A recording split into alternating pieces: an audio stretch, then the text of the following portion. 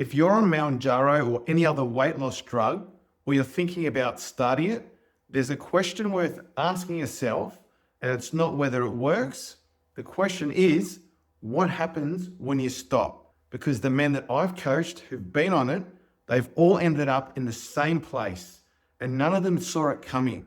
So let me walk you through what I've actually seen happen and 3 things that you can start doing this week that will change how this ends for you. Now, from the men that I've worked with, there are 3 different ways that this ends. The first one is the plateau, and this is the one that I see the most. This happened to Neil, who's a 48-year-old company director, and by the time that he came to me, he'd lost 8 kilos already on Mounjaro. His goal was 20 kilos in total. So he'd made a good start, and then it just stopped all of a sudden. And for 2 months, nothing was moving on the scales. And what he told me was quite disturbing. He goes, Andrew, I'm putting this thing in my body and I'm not seeing any more results and I don't know what to do. So he had no idea what the next move was because nobody had taught him what to do. The second one is your body saying no. Simon's 52, he's a national sales manager. He was on it as well, and it made him actually feel sick to the point where his body just kept rejecting it. And so he had to stop taking it. And so the decision got made for him. He had no option left except to do it another way. And that's when he came to us. And ever since then, Simon's lost 10 kilos, which is about 22 pounds, just by doing it naturally. And the third one is that you come off it and then the weight just comes back on. And that's the one thing that everyone fears, and it is real. Though in my experience, it's actually the least common of the 3 because most men don't actually get that far. Something else stops them first. So here's the part I said none of them saw coming. 3 completely different ways out, and every single one of those men ended up standing in exactly the same place. The drug is no longer an option, and he still doesn't have one skill that he can use for the rest of his life to make sure that that weight actually stays off for good. Quickly, before I get into what to do about that, if you want the full 7-step system that I use with the men that we coach, it's called the Habit Sustainability Formula. It's in my free book, Ditch the Dad Fat. You can grab it in the link in the description below. Now let's get going. Now let me talk to you about the chauffeur analogy. What does a chauffeur and a weight loss drug have in common? And what does it have to do with you? Let me explain. Imagine that you never learned how to drive, and instead you had a chauffeur that took you everywhere. You get in the back, you get to where you're going. Then one morning, that chauffeur doesn't turn up and he's gone forever. What do you do there? You're standing in the driveway looking at a car that you've never learned to drive.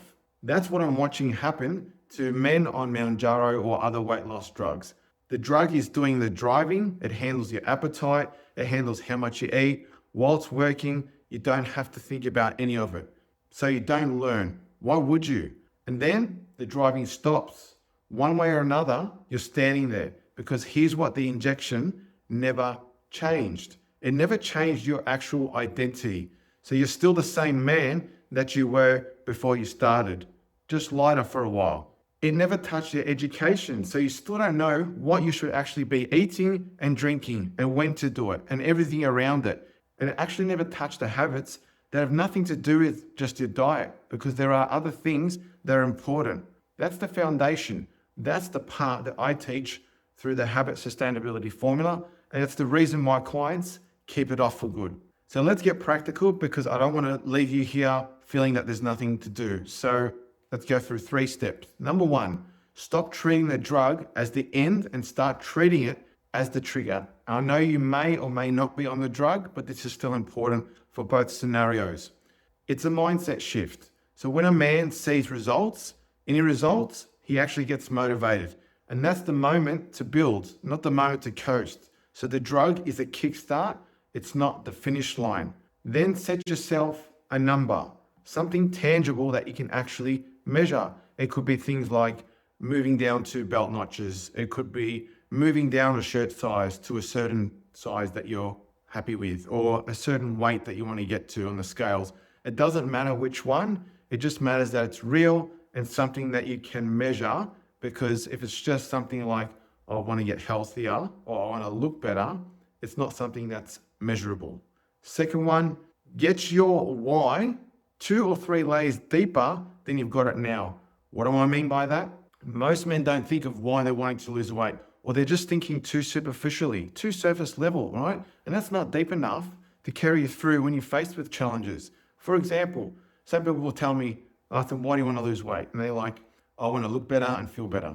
Okay, too superficial. Like, why is that important to you? What do you mean by that? And then they'll go another level. I want more energy to be able to be more productive at work, to be able to be more active with my kids, to be able to keep up with them, to be able to be active with my grandkids, because there are some grandparents that come to us and great-grandparents too, right? So it needs to go another layer deeper.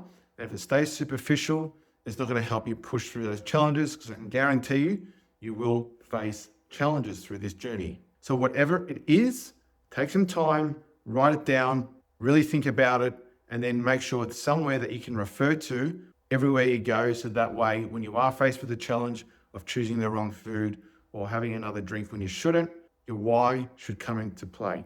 Thirdly, start working on the habits that affect fat loss that isn't just about your food and your diet, because that's the stuff the injection was never doing for you anyway. For example, water. Are you hydrated enough? Are you having enough water? At least 2.5 liters a day, right? And what about your sleep? The injection does nothing about your sleep. And if you're not getting the right sleep quantity and quality, then you're not going to be optimizing your fat loss. So are you working on your sleep? It's important to get an average of 7 hours minimum a day. And then what about stress? If you're a high performer, if you've got a lot going on with business and your career and family and community and all sorts of things, sustained pressure keeps your cortisol levels elevated, and that works against you with fat loss, and it promotes belly fat. And your daily activity. It doesn't have to be exercise, because most of my clients don't even train and they get results. It just has to be things like being more intentional about daily movements with your day-to-day. For example, a stand-up desk. This is a stand-up desk, so I'm burning more calories just by standing rather than sitting, or taking the stairs instead of taking the elevator, parking further away from your office or the shops so you can get more steps in, right? Taking note of your daily step count and trying to get it to 7,000 to 10,000 a day. Get a walking pad underneath your desk so you can do it while you're working. Things that slide into your day without you having to spend any extra time. Now, here's the one that concerns me the most, and some people don't realize what it is. When you're on one of these drugs, your appetite gets suppressed so hard that a lot of men aren't actually eating enough.